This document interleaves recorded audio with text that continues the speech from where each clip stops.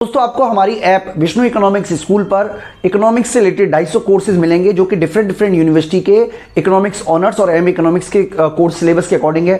इसके अलावा UGC net का सिलेबस हम आप बच्चों को प्रोवाइड कराते हैं, यूपीएससी इकोनॉमिक्स ऑप्शनल का, इंडियन इकोनॉमिक्स सर्विसेज के। इसके अलावा डिफरेंट स्टेट बोर्ड में पीजीडी इकोनॉमिक्स की जो वैकेंसी निकलती है उनके भी हम सिलेबस प्रोवाइड कराते हैं। तो ये सारे के सारे कोर्स आपको हमारी ऐप विष्णु इकोनॉमिक्स स्कूल में मिलेंगे। दोस्तों हम आप बच्चों के लिए दिल्ली यूनिवर्सिटी के बीकॉम ऑनर्स या अदर ऑनर्स में जिनके पास जी इकोनॉमिक्स है और इकोनॉमिक्स ऑनर्स जिनके पास इकोनॉमिक्स है, इंट्रोडक्टरी मैक्रो इकोनॉमिक्स, उनके लिए पूरा का पूरा कोर्स तैयार करा रहे हैं बच्चों। तो ये सारा का सारा कोर्स आपको हमारी ऐप विष्णु इकोनॉमिक्स स्कूल में मिल जाएगा। इसमें हम आपको वीडियो कोर्स प्रोवाइड करा रहे हैं। इसके अलावा पीडीएफ नोट्स, टेस्ट सीरीज़, मतलब पिछले सालों के क्वेश्चन पेपर भी हम आपको दे रहे हैं। और अगर आपकी कोई क्वेरी है तो उसके लिए लाइव डाउट सेशन भी हम इस पूरे के पूरे कोर्स में रखेंगे। तो ये पूरा का पूरा कोर्स आप हमारी एप्लीकेशन विष्णु इकोनॉमिक्स स्कूल से ज्वाइन कर सकते हो बच्चों। तो यहाँ पे हम डिस्कस करने वाले हैं सीनियरेज के बारे में, बहुत ही इंपॉर्टेंट टॉपिक है आप बच्चों के लिए। तो देखिए मैं आपको कुछ कंसेप्ट बताने की कोशिश करूँगा और कोशिश करूँगा कि हम बहुत ही सिंपल तरीके से बना पाएँ। इसलिए जितनी भी इक्वेशन है वो हम एक पेज बना लेते हैं बच्चों। यहाँ पे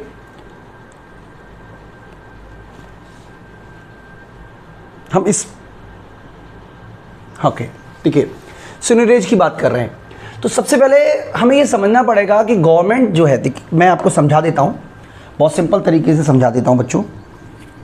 देखिए गवर्नमेंट जो है, मान लीजिए गवर्नमेंट ने क्या किया, अपना एक्सपेंडिचर किया 200 रुपये का, और गवर्नमेंट की जो रेवेन्यू है मान लीजिए वो 100 करोड़ की हुई। तो जो डेफिसिट है वो 100 करोड़ का हमने मान लिया कि डेफिसिट हो गया। अब गवर्नमेंट के पास सारे तरीके अपना लिए लेकिन डेफिसिट दूर करने का कोई तरीका नहीं है। तो बहुत ही सिंपल सा तरीका है गवर्नमेंट का इस डेफिसिट को दूर करने का कि गवर्नमेंट क्या करे, बॉन्ड जारी कर दे और सेंट्रल बैंक से कहे कि आप इन बॉन्ड को बाय करोगे ही करोगे, जिसको क्या मोनेटाइजेशन बोलते हैं। तो यहाँ पे जो नई मनी प्रिंट की गई,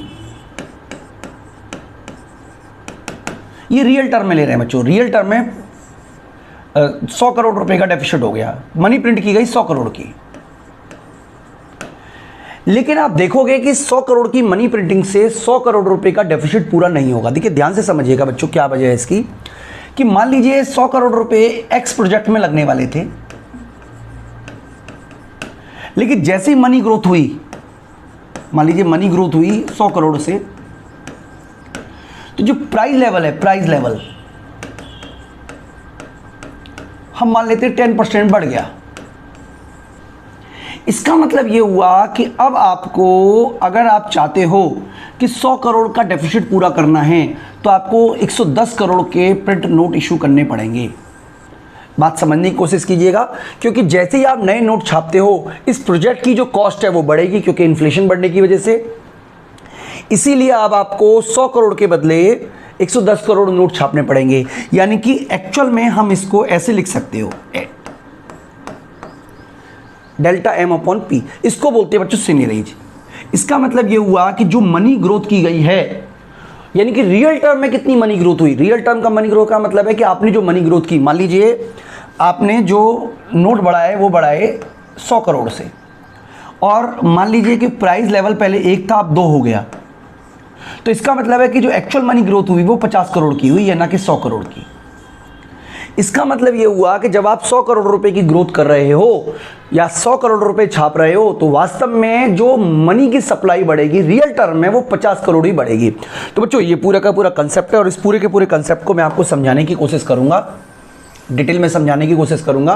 तो सबसे पहले हमने जो नोट्स आप लेके बनाए हैं उसमें हम देख लेते क्या क्या हमने लिखा हुआ है कि government can finance the budget deficit through borrowing. Government क्या कर सकती है, बोरोइंग के थ्रू इस बजट डेफिसिट को पूरा कर सकती है और टैक्स के थ्रू भी कर सकती है।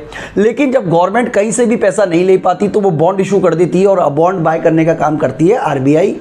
अगर हम इंडिया की टर्म में बात करें, फेड अमेरिका की टर्म में बात करें, और सभी देशों के सेंट्रल बैंक, जिस भी देश की सेंट्रल बैंक है। तो गवर्नमेंट मान लीजिए 1 to 100 crore, government 1 to 100 crore, देखिए 100 करोड़ चाहती है डेप्ट मोनेटाइजेशन से, और जो प्राइस लेवल है वो 1 से 2 हो गया, जैसा कि मैंने आपको एग्जांपल दिया था। इसका मतलब जो रियल मनी ग्रोथ हुई है वो हुई है 50 करोड़। यानी कि यहाँ पे बच्चों हम सबसे पहला वर्ड आपको जो दे रहे हैं वो है रियल मनी ग्रोथ।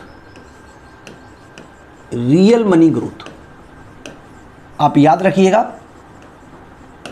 इसका मतलब हम सीनियरेज बोल रहे हैं और जिसका फॉर्मूला होता है डेल्टा एम अपॉन पी। तो ये पहला हमारे है पॉइंट जो आपको मुझे लगता है कि याद रखना ही चाहिए।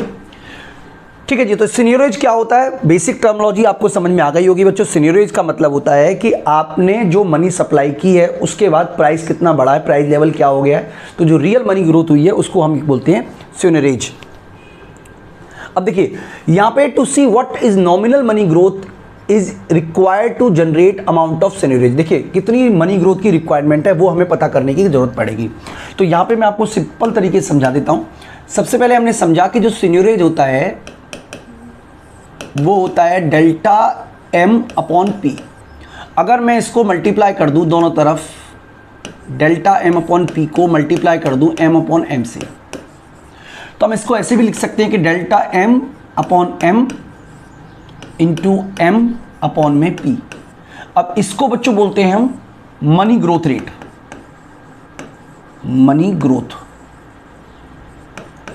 ठीक है जी, nominal money growth, nominal money growth. और ये होता है हमारा रियल बैलेंस, जिसको कि हम ऑलरेडी पढ़ चुके हैं बच्चों, रियल बैलेंस या रियल मनी बैलेंस भी आप इसको बोल सकते हो। इसका मतलब हम ये भी कह सकते हैं कि जो हमारा सीनियरेज होता है वो किसके बराबर होता है, nominal money growth into real money balance के बराबर होता है। ओके बच्चों, तो मैं समझ रहा हूं कि आपको बात समझ में आ रही होगी।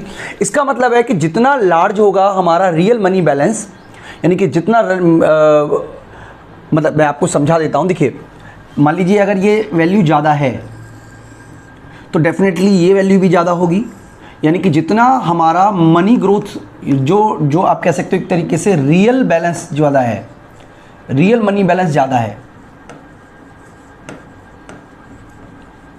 देखिए अगर आपको समझ में नहीं आ रहा है तो मैं आपको सिंपल बता देता हूँ। मान लीजिए ये 10 है, ये 1 ले लेते हैं, ठीक है जी, इंटू ये 10 है, ये भी 1 ले लेते हैं, तो डेफिनेटली इसका आंसर 100 आएगा। अब ये जितना ज़्यादा होगा, अगर मान लीजिए ये 20 होता है, यानी कि रियल बैलेंस अगर आपका ज़्यादा है तो जो आपका सीनियरेज है वो भी ज़्यादा होगा। सिंपल तरीके से मैं आपको ये समझाने की कोशिश कर रहा हूँ, यानी कि larger the real money balance held in the economy the larger amount of seigniorage corresponding to given real money growth rate. तो बच्चों अभी तक हमने देखिए जो समझा वो मैं आपको एक बार फिर से रिपीट कर देता हूँ, क्योंकि देखिए इक्वेशन वाइज आपको अगर आप मजबूत नहीं है तो फिर आगे आपको बड़ी मुश्किल आने वाली है बच्चों। तो मैं आपको इक्वेशन वाइज आपको मजबूत करने की कोशिश कर रहा हूँ।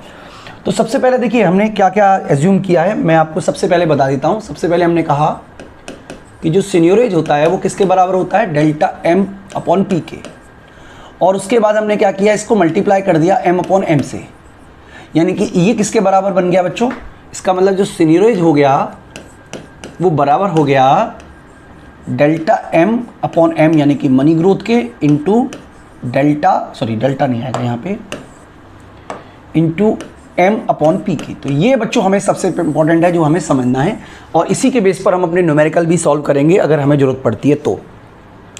ओके बच्चों, तो यहाँ पर अगर हम इसको डिवाइड कर दें वाई से, मान लीजिए इसको भी वाई से डिवाइड कर दें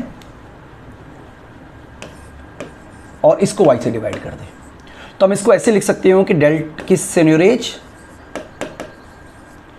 upon y equal to delta m upon m into m upon p into y. तो ये बता रहा है कि हमें पर मंथ कितने होल्ड की जरूरत है, ये हमारे पर मंथ दिखा रहा है, पर मंथ होल्डिंग।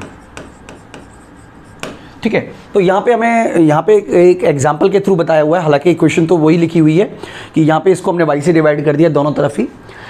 कह रहा है suppose the government is running budget deficit equal to 10%। तो चलिए मैं एक न्यूमेरिकल है तो न्यूमेरिकल का यूज़ करके आपको समझाने की कोशिश करता हूँ। मान लीजिए कि गवर्नमेंट का जो बजट डेफिसिट है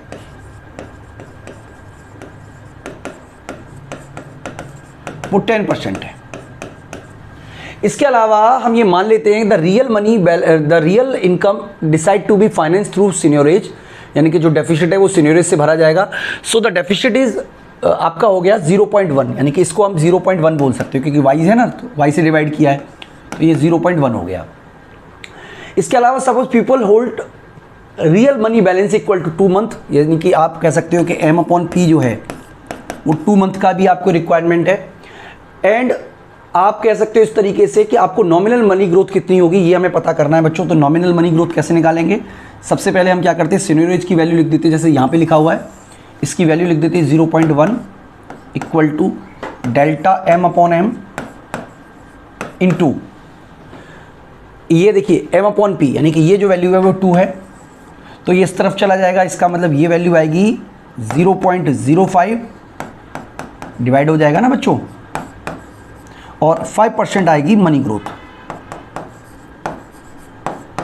इसका मतलब अगर हम ये कह सकते हैं कि अगर हमारे को इस इक्वेशन को मान लें तो इसका मतलब है कि अगर हमें 10% डेफिसिट पूरा करना है तो 5% मनी ग्रोथ की आवश्यकता होगी, ये कहना चाह रहा है। लेकिन बच्चों यहीं से क्वेश्चन शुरू हो रहा है, देखिए बहुत ध्यान से समझने की कोशिश कीजिएगा। सिनेरियो क्या है? जब आप ज़्यादा मनी की सप्लाई करते हो तो कीमतें बढ़ जाती हैं, जिसकी वजह से जो रियल में मनी सप्लाई बढ़ती है वो कंपैरेटिवली कम बढ़ती है। ये तो समझ में आ गया होगा। जैसा कि यहाँ पे बताने की कोशिश की जा रही है कि अगर मान लीजिए आप, यहाँ पे बताने की कोशिश की जा रही है कि अगर आपका 10% का डेफिसिट है और 2 महीने का पैसा आप होल्ड करते हो तो जो मनी ग्रोथ होगी वो आएगी आपकी 5%। इसका मतलब ये हुआ कि अगर आपका जो डेफिसिट है, यहाँ पर हम बात करेंगे, this is called money growth. इसका मतलब अगर आपका डेफिसिट 20% है तो क्या आपको 10% मनी ग्रोथ की आवश्यकता होगी? क्या अगर आपका ये 40% है तो क्या आपका ये 20% से काम चल जाएगा? क्या अगर आपका ये 60% है तो क्या 30% से काम चल जाएगा? तो इसका आंसर है नो, ऐसा नहीं होगा बच्चों, ऐसा आंसर है नो। देखिए यही कंसेप्ट को हमने आगे समझाने की कोशिश की है। To finance the deficit of 10% of real income through scenarios the money growth rate of nominal money must be equal to 5%। तो इसका मतलब यही है कि क्या 20% के लिए मनी ग्रोथ डेफिसिट के लिए 10% काम चल जाएगा? तो इसका आंसर है नो। देखिए यहाँ पे हमने लिखा हुआ है द आंसर इज नो। इसकी वजह समझिएगा, देखिए ध्यान से समझिएगा बच्चों। सबसे पहले हमने आपको बताया कि सिनेरियो जो होता है वो होता है इसके बराबर,